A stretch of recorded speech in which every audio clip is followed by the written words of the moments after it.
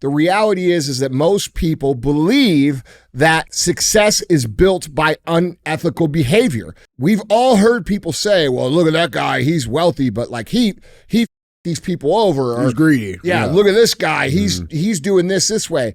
And so we have this in culture, this mentality of if you're winning, you must be cheating.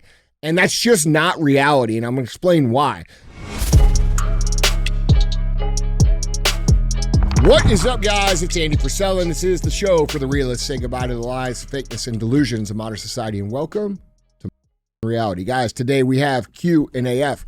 That's where you submit the questions, and we, DJ and I, give you the answers. Now, you can submit your questions a couple different ways. You can... Guys, you can email these questions in to askandy@andyfrisella.com. Or you go on YouTube in the comment sections on the Q&AF episodes and drop your question in there, and we will pick some from there as well. Now, throughout the week, we're going to have shows within the show. Tomorrow, we're going to have CTI. That stands for Cruise the Internet. We're going to put topics on the screen. We're going to speculate on what's true, on what's not true, and then we're going to talk about how we, the people, have to solve these problems going on in the world. Sometimes we're going to have real talk. That's just 5 to 20 minutes of me giving you some real talk. And other times we're going to have 75 hard verses. That's where someone who has completed the 75 hard program comes in, talks about how their life was before, how their life is now, and how they use the 75 hard program to get their life realigned. If you're unfamiliar with 75 Hard, it is the initial phase of the Live Hard program. The Live Hard program is available for free at episode 208. It is the world's most famous in history mental transformation program, and it's free. You can get it at episode 208 on the audio feed. There is a book available on my website, andyfrisella.com, called The Book on Mental Toughness that covers the entire Live Hard program, including 75 Hard in all three phases, and then 10 extra chapters on mental toughness, some case studies on some very famous people that have used mental toughness to become the very famous people that you recognize. We also do things a little bit differently on this show. If this is your first time listening, you're going to notice that we do not run ads on the show. Now, the reason we don't run ads on the show is because I don't want to listen to some dork tell me what I can and can't say. All right? That's it. I finance the show myself, and I ask very simply that you help us participate in growing the show. So if it makes you think, if it makes you laugh, if it gives you a new perspective, if it's information you think is valuable and needs to be heard, which it is, remember that we are always battling censorship, shadow bans, traffic throttling, and we need your help to get the show out. So don't be a hoe. Share the show. You're on it today, I can see. Well, I mean, dude, I've had no coffee today, no energy drinks, no caffeine. Are you doing that on purpose? Yeah, I'm straight edge now. Oh, are you? Is that what that's called? Is straight edge no caffeine? I know that's like no alcohol, no drugs. Oh, I don't know. Yeah. What's anyway, it called? Yeah. It's never going to be me. I'm going to be the crooked edge. So...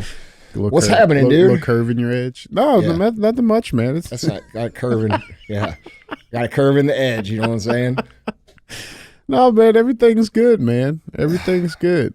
It's Monday. Yeah. Hope you guys are having a great start to your weeks. Yeah. What'd you do this weekend? Black people shit. Me too. All right, man. Yeah, well, let's get into it, man. All right. Let's start the week off right with with 3 good ones. You got to say it the right way. I got 3 good ones for you, man. All right, bro. Yeah. I'm ready now. Let's knock That's like the trigger phrase. I can't even get in the zone until you say it. Got to have that trigger. That's right. Yeah, that's right. All right, man. Guys, Andy, question number 1. Hey, Andy. How do you keep a level mindset when you see people getting ahead by using shady business practices and cheating the system? I'm a full-time stay-at-home mom and business owner. My husband also works full-time and runs his business on the side. We are a typical middle-class family struggling to make an honest living. We keep the mindset that honest, hard work will pay off, but it's difficult when I am with my extended family. I have a cousin who's my age who is constantly bragging about family vacations, new cars, owning their home, etc. They have lied to get government benefits, used bankruptcy to get out of debt, and have been known to steal from employers without getting caught. I know that in the long run, I am instilling values, work ethic, and skills into my kids, worth more than the toys and clothes they give their kids. I want to use this as fuel for my fire rather than being discouraged by it. I'm pretty sure you see plenty of competitors using shady practices to get ahead. How do you mentally use that as fuel to keep running an honest business? Well, look, I understand this question. I mean, I think all business owners go through this. You know, we look at other people and how they're doing things, and not always are they doing things the right way. And a lot of times they're doing things, as mentioned, in an unethical way. And it's frustrating because we see them getting ahead. And when I was new in business, that was a problem for me because I didn't have the experience to understand what eventually happens to these people. And what eventually happens to these people is their little scams, their little corner cutting, their little, fucking unethical practices will catch up with them, and they will end up losing all that they have. I've never seen that work out, not a single time, where someone who was doing things in a quick, easy, fast, cheating, unethical way win long term. I've just never seen it. And it's very frustrating, dude. I totally get the frustration because we live in this day and age where everybody's online and everybody's bragging and everybody's making their lives look like they're way cooler than they are and they're winning way bigger than they are. And dude, it's demoralizing if you like really concentrate on it. But dude, let me give you some advice, man. Those people are going to come and go. And after they go, there's going to be a new round of those people that come and go. And after they go, there's going to be a new round. And there's always going to be these people because the reality is that most people believe that success is built by unethical behavior. You know, if we go back to the stories that are told by a lot of people, we've all heard people say, well, look at that guy. He's wealthy, but like he fucked these people over. Or, he's greedy. Yeah, look at this guy. He's doing this way. And so we have this in culture, this mentality of if you're winning, you must be cheating. And that's just not reality. And I'm going to explain why. Now, 20, 30, 40 years ago, that was possible, but it's not possible anymore. For someone to win long term, you have to do business the right way. You have to treat people right. You have to have good practices. That doesn't mean you're going to be perfect. It means you have to genuinely be good and have the intent of being good. And then when you fuck up, you have to fix it. Here's why. 30 years ago, there was no internet. All right. And this is where this mentality comes from. 30, 40, 50, 60 years ago, all there was radio, television, and print media. That was it. So companies could cheat people, and there was no way for the consumer to voice their dissatisfaction or let it be known that these companies were behaving this way. And then when the internet came around, it actually changed the game in a very good way. And I know I complain a lot about the internet, but this is a really good thing that has happened in the internet. What happened is we gave the consumer a voice to criticize or tell the truth about the way that they were being treated as consumers. And so overnight, and it's continued to become more transparent over time, customers were able to communicate with every single person they know instantly. All right. And that changed the dynamic of business. And what that did was that created an environment where you have to serve customers. You have to do the right thing. You have to be who you say you are. You have to deliver what you say you're going to deliver in order to operate a business. So doing the right thing and caring about your customers became the way that business had to be done. And so if we look at businesses who have become successful longer than a one-hit wonder over the course of the last 20 years, those people have to be who they say they are. Otherwise, everybody knows instantly, right? Mm-hmm. It doesn't take a long time for a few customers to be saying the same thing, and then all of a sudden it's everywhere, and everybody's like, well, fuck them, right? That's right. A real easy thing to happen, and it happens every day. And so... not even to mention the laws and shit that are put in place to keep businesses in checking in line and shit. For sure, but the main thing is just word of mouth. Yeah. It's the availability and the transparency that's created by the internet that creates either positive or negative word of mouth. And if you're out there fucking people, guess what? There's going to be negative word of mouth, and it's going to spread instantly, and you're not going to have a business anymore. So that old idea that like this rich guy that you see is fucking people, it's actually impossible. All right. For long term. In short term, 1, 2, 3, 4 years, for sure people can get away with it. But eventually those people will crumble, they will go away, and they'll be replaced by new people who still don't understand it because they're in a hurry to make the money. All they care about is the money, and they think they can fool enough customers. But bro, I'm going to tell you this. A pond only has so many fish in it, and the internet is very quick to let the information be known about who's doing things right and who's doing things wrong. And you can't escape it. It's just the way things are. So, long way around to answer this question is you shouldn't pay attention to those people. You should focus on what it is that you're doing. You should focus on being the absolute best at what you do and playing the long game instead of the get rich quick game, and you're going to come out on top. And not only are you going to come out on top, you're not going to be rich, you're going to become wealthy because the money that you're making will compound over the course of time because you're doing things the right way, which attracts more word of mouth, which brings more customers into your funnel. Does that make sense? That makes perfect sense. Okay, so dude, you guys have to ignore this shit, especially in the entrepreneur space. We have all these people that are pretending to be all these things that they actually aren't. And, we see them come, we see them go, we see new ones come up, we see new ones go. And these guys think that they, are the new deal that's going to change the rules and it's not going to apply to them. And it always does, bro. We always see these people come and then we see them go. And if you think that those people are your competition or someone that you need to be comparing yourself to, you're wrong. You should be comparing yourself to the people who have been running real companies the right way over the course of the long term, paying attention to what they do, and then focusing on doing it right. And you're going to have sustainability, you're going to have endurance, you're going to have the ability to compound money over the course of time, which is going to make you wealthy. And these people are going to be broke eventually. So your cousin or whoever the fuck that is, bro, I promise you, sooner than later, they are going to get caught up in their bullshit and it's going to crumble them.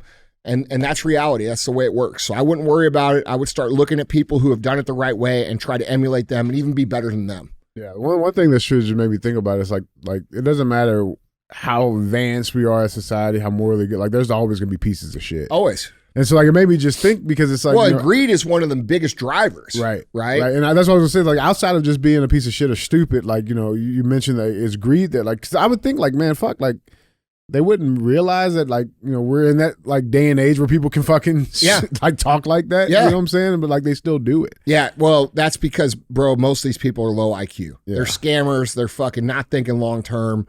They think today, they're trying to win the attention game on the internet.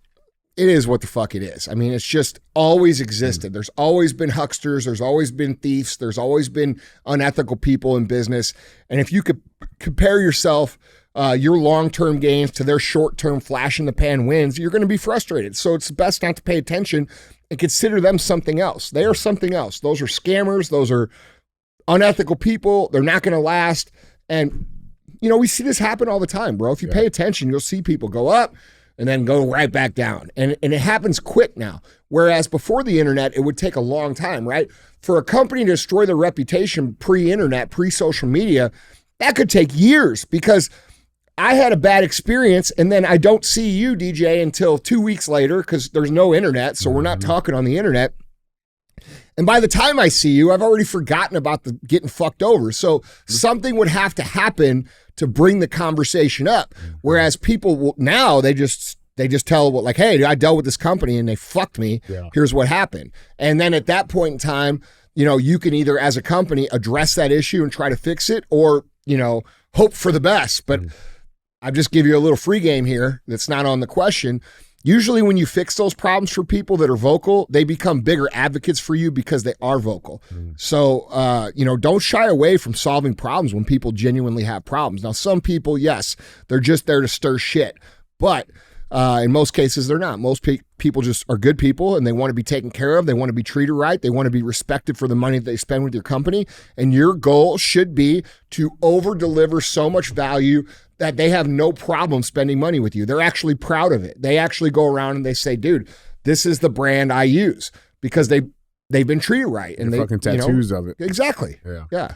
Now, let me ask you this, and this might be more of a philosophical question on business, but I think it's an interesting topic. So in entrepreneurship, in your experience, would you agree that there is like a natural order, like social Darwinism aspect to entrepreneur? And I ask that because, we talk about like, there's always gonna be these pieces of shit, right? Like, and what's even worse, or I guess more unfortunate, is like there's always gonna be people that fucking follow them and buy that shit. Do you think that like that relationship, like that aspect of entrepreneurship, it's almost necessary to weed out? Yeah, I do. I think that people like nobody talks about this. No, it's real shit. And like, cause everybody's quick to point at a scammer, but they're not quick to admit that they wanted the quick rich too. And that's why they bought it.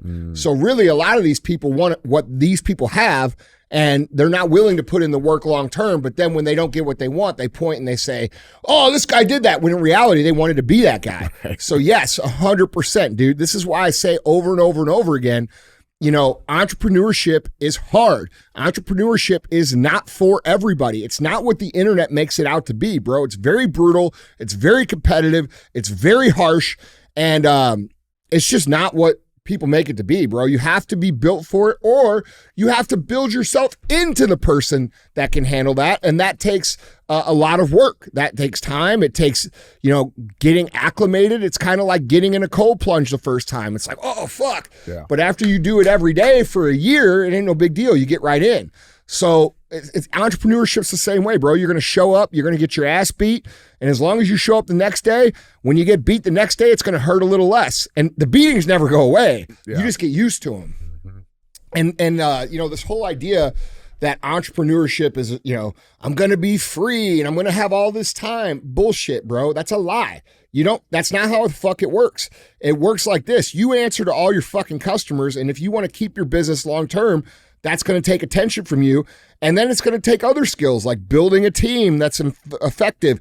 There's so many skills that are required to build a company that people don't even think about, bro. Like, do you know how to build a team? Do you know how to create systems? Do you know how to fucking market? Do you know how to, hire people, fire people? Do you know how to build a culture? Do you know how to develop product? Do you know all this shit? Most people don't. They think they can just buy somebody's fucking bullshit course and all of a sudden they're going to be a gazillionaire. And dude, I've just never seen it happen. It just doesn't happen. The only people that become a gazillionaire are the people selling the fucking course. And then, eventually it gets found out that their shit doesn't really work and they lose anyway. Zero now. Yeah. I mean, look, dude, there's no easy way to this. If there was an easy way, everybody would fucking know it. It's just like anything else in life. We search for the easy way. We want the quick way. Bro, I was no different. So listen, this is just real shit. My first 10 years or so in business, I did not understand what I'm saying now. So like, if you listen to what I'm saying in this one question, it'll save you fucking years of your life. I thought, if you ask most people and you say, what's the purpose of a business? What's their answer? Make money. Okay, that's not the purpose of a business. The purpose of a business is to solve fucking problems. And then people trade you money for the solution of the problem. All right? So like everybody else who says to make money, I thought that shit forever too. And I thought like, hey, it's my job to sell this guy, to sell this guy, to sell this guy, to sell this guy. And when I did that, guess what? I never made any money, because you know what people did when they left the store? They said, don't go in there, bro. They're going to fucking do this and this. Okay. So I never grew. A company never grew. I got 10 years into the company and I started to realize, holy shit, this isn't the way. And I had some events happen in my life. You guys have heard me talk about it, where I considered other careers. And I decided to go back into what we were doing, which was nutritional supplement retail, because we enjoyed helping people. Because every once in a while over that first 10 years, we would actually help someone instead of sell them. They would come in, they'd hang out for a couple hours because we didn't have any customers, because we were selling everybody instead of helping them. And those people would come back after like 5, 6, 7 months, and they'd be a different fucking human, bro. And they're crying, they're giving you a hug, they're saying thank you. Kind of like all the people that come through the building now, right? Everybody. So we kind of discovered that, and we decided, this is Chris and I, hey, all right, we might not ever become wealthy and rich or a baller or whatever, but I really like that. That was cool. So we decided that we were going to commit ourselves to producing that result. And after we committed ourselves to producing that result, all of a sudden we started making a lot of money, because people were leaving. They were saying, dude, they're solving my problem. Go in, talk to these guys. They're good guys. This, that. And all of a sudden the business fucking exploded. We grew 100% 5 years in a row. Okay.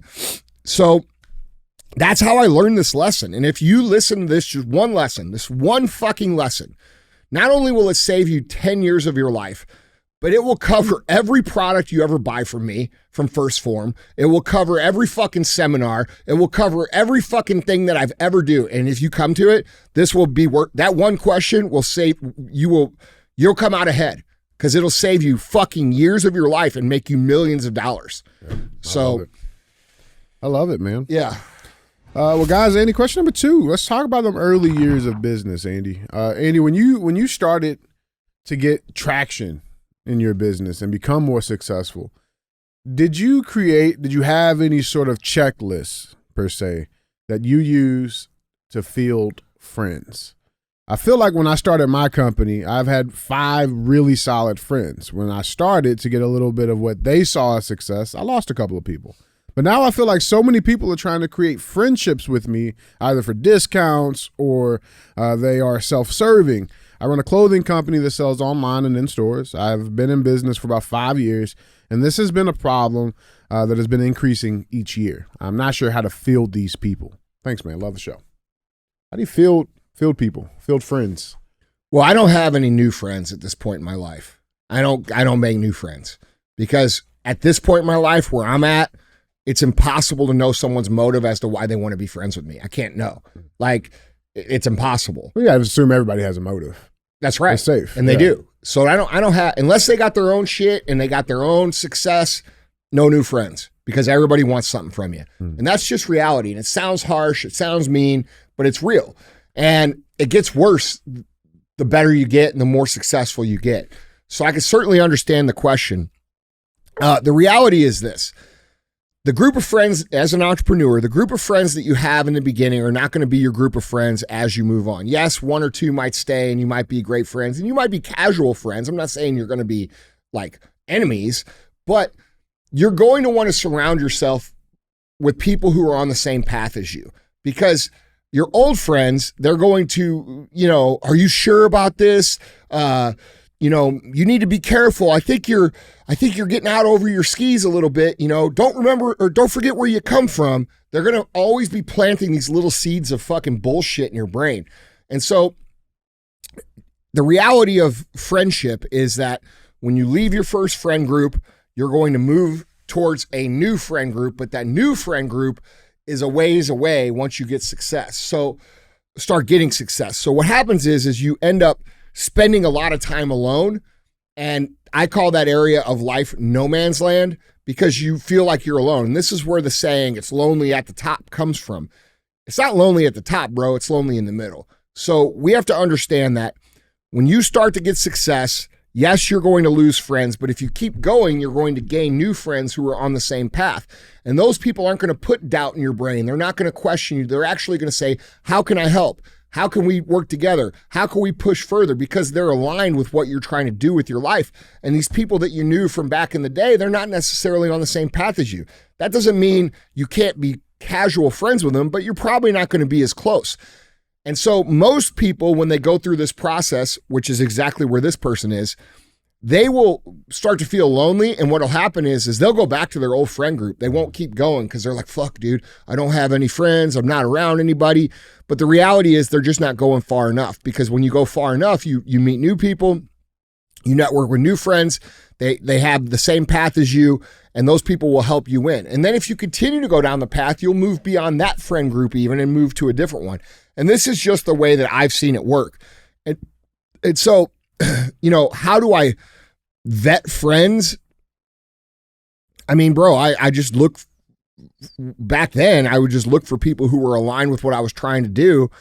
But at this point now, I don't really consider new friends like quote unquote new friends. First of all, I don't have time.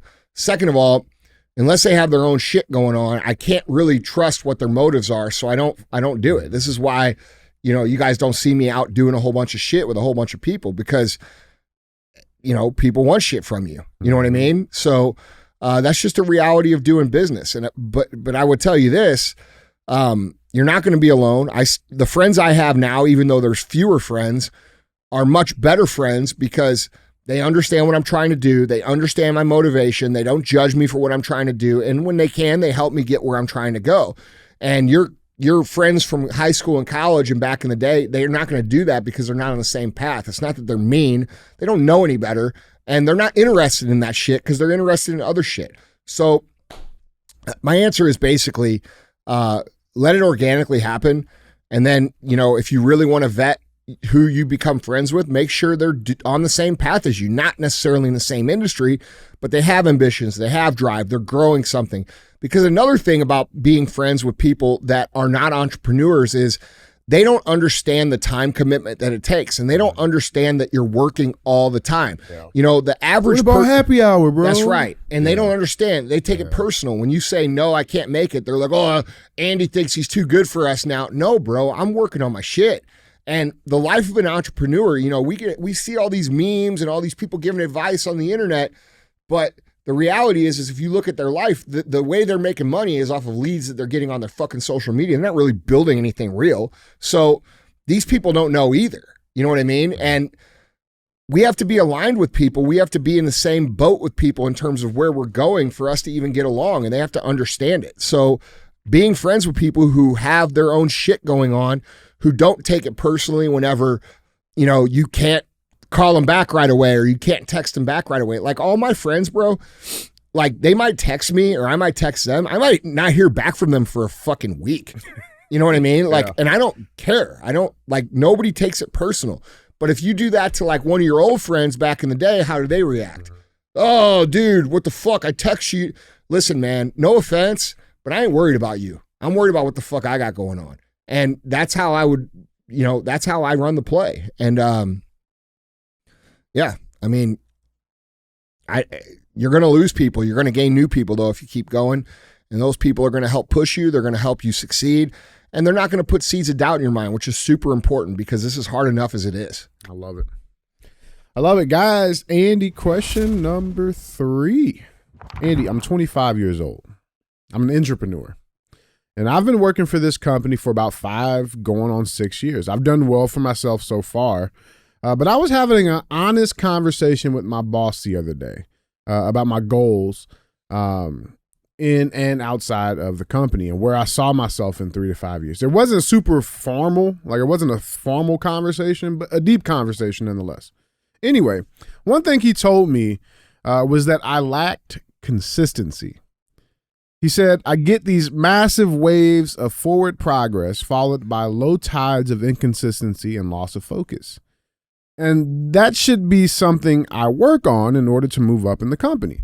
Well, I kind of see what he means. I feel like I kill it when I'm up, but I don't see the downs or low tides like that. But I will take the feedback. My question is, what exactly can I do to build more consistency? Like I never thought it was a skill or really looked at it like a skill. Anything on this will help. For sure, dude. Look, let me give you my perspective as someone who has employed thousands of people and currently employs thousands of people. Look, I have this saying that I use with people, and it goes like this: get hot, stay hot. Okay. And the reason that you have to get hot and stay hot is because you never know when your opportunity is coming. You never know when we're sitting over there in the room and we're like, bro, we need the next person to do this and this and this. And I'm going to tell you right now, we don't pick the motherfucker who's losing. We pick the person who's winning right now. And if we have someone who is inconsistent and they go up and they go down and they go up and they go down, we know that we can't pick that person because we know it's only a matter of a time before they fucking go down. So the things that organizations look for are people who can get hot and stay hot for a long time. And so when you say, oh, I'm crushing it when I'm up, you have to be up all the time if you want to move up in your career. And how do you do that? Well, you have to systematically make sure that you win the day every single day and that you're operating at a high standard, which is where, the powerless system that I've developed, that I've used for years and years and years, which you can get for free at episode 16 on the Real AF audio feed, is such an effective system because it doesn't allow for you to have dips. It doesn't allow for you to go down. And you have to figure out how you're going to stay at the top of the game so that when that conversation happens and that opportunity happens, which you don't know when that's going to happen. You have no fucking idea. You have no idea. Okay. It's no different than you dressing nice 50% of the time and like a slob 50% of the time and then expecting to meet someone that you want to have a romantic relationship with. It's a crapshoot. Okay, what if you meet that's your dream girl and you're dressed in your fucking flip-flops and you haven't washed your hair and you look like shit? You're not going to have a fucking chance, okay? She was there. Right? Yeah, that's right. And you fucking lost it because you didn't fucking brush your teeth that morning, all right? So we have to look at it like that. You don't know when the opportunity's coming, and the opportunity is going to come at a time that, you know, you can't predict. So what does that mean? That means you have to be operating at a high level all the time to get the opportunities. And people who consistently move up as entrepreneurs inside of a company, they are very consistent at operating at a high standard because that's what the ownership and the management team is going to look for. And a lot of people will say, oh, they pick their favorites. Yeah, they do. You know who their favorites are? The motherfuckers who win all the time. That's why they pick them, because those are their favorites, because they don't have to fucking remind them, or they don't have to coach them.